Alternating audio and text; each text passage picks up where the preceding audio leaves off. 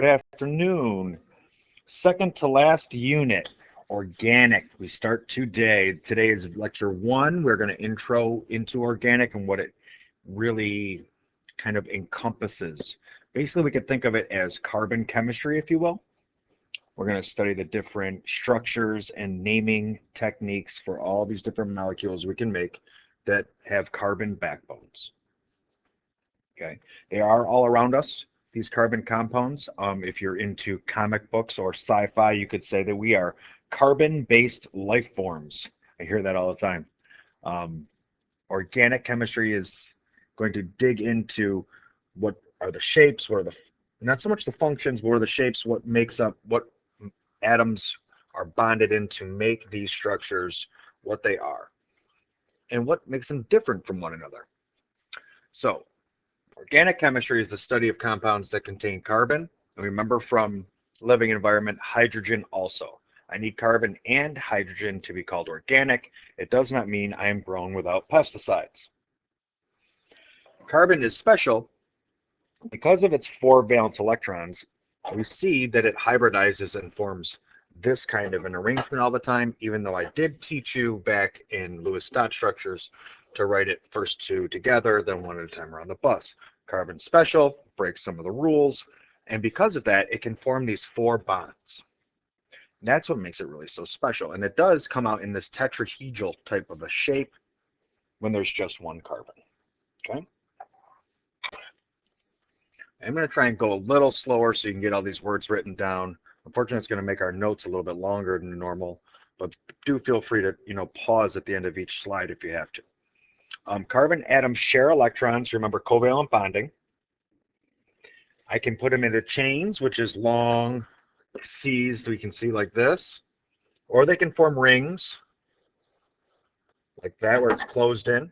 Okay, and networks is the networks out. So that's like the diamond, so it'd be more like this. 1 layer, and then there's a deeper layer. I'm going to do it in a different color, right? And another layer down even deeper and that's what we call a network cell, okay? 2 adjacent carbons can share up to 3 pairs of electrons, which is 6 total electrons. In other words, I can make a triple bond. Remember, each shared pair is by a dash line, and that's this here. That's that dash. That means it's a bond. A little bit of review from bonding back in unit 3 or so, or 4. 4, bonding. Hydrocarbons, hydrogen and carbon. It's in the name. So again, only carbon and hydrogen. Saturated, if we remember back into solutions, means if I had a saturated solution, it can't hold anymore. So what it means is I have all single bonded. I have the maximum number of hydrogens attached to the carbons that I can. I can't hold anymore. I am single bonded, so there's only a single dash in between my carbons.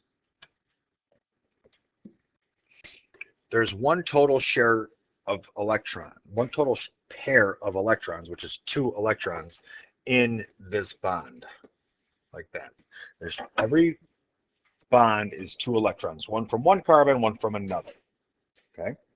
Unsaturated then would mean it can hold more hydrogen than it does, or than it has, which generally means now that I have a multiple bond. I have a double bond, is one example, okay? And that would be 2 shared pairs of electrons. And if I look here at the example, normally here, this carbon has 3 hydrogens on it, and this carbon doesn't, because its extra bond is going in between the carbons, and it's not holding as many hydrogens as it can. So we'll learn as we get going on that it's synonymous. If I have an unsaturated hydrocarbon, I have a multiple bond somewhere. Okay, and we're going to learn how to name all these things. 3 dashed lines is another possibility, a triple bond, if you will. There would be 3 shared pairs of electrons, or 6 total electrons. 1, 2, 3, 4, 5, 6. Okay. And if we look down here at the triple bonded carbon, I'm only holding 1 hydrogen instead of the 3 that I normally should be able to. So I am unsaturated. Oh, wait, I missed one. Go back. The CC bonds with the dots. So it just has dots instead of dashed lines. Properties of organic compounds. Bonding. I am covalent or molecular. A nonmetal plus a nonmetal. A little review from bonding. Solubility. Most are insoluble in water because they are nonpolar, and remember, like dissolves like. Conductivity. They're mostly non-conductive. Only organic acids ionize in solution, and they are poor conductors. Melting points are fairly low, and their boiling points are very low because they have these weak intermolecular forces. All, again, review of bonding. Reactivity rate, this is kinetics. They react slowly because they have a high number of bonds to break, so they have more steps. Whew, I just said a lot. Take your time, write it down. If you got to pause, do that. I'm going to keep going on, though. You pause and write. I will continue for when you unpause. All right, you are unpausing now, see? Types of chemical formulas. The molecular formula in particular shows the number of atoms of each element, and this is what you see a lot of. And here's an example of propane. You're going to learn how to, in a few videos, you're going to learn how to name that to make sure you name it propane every time. But that's a molecular formula. The structural formula looks more like this down here. It's same. It does show me the number of atoms and the number of each element, but it shows me their arrangement. Now I see that the carbons are next to the carbons, right, in a line, and that each one has a hydrogen around it. And when you see C3H8, you don't necessarily see that the carbons are all next to each other. So it gives me a little bit more information. Then the condensed formula is for a big guy, combination of structural and molecular. See how the C's, let me pull it up so I can see it.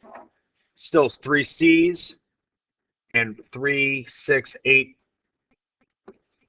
hydrogens, so C3H8. But when I write it like this, now I can see it's a CH3, so write that. Followed by a CH2, so C with 2 H's, followed by a CH3.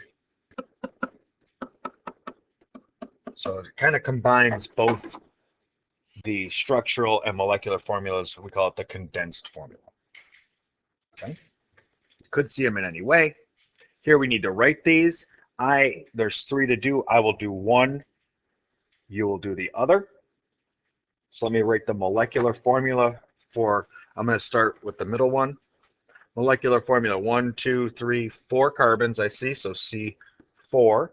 I count 1, 2, 3, 4, 5, 6, 7, 8, 9, 10 hydrogens.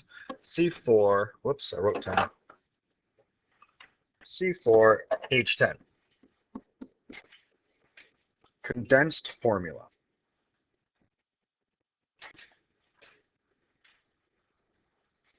Condensed, remember, is the combination of the two. So now condensed, I'm going to write this one first. I see C with 3 H's, so CH3.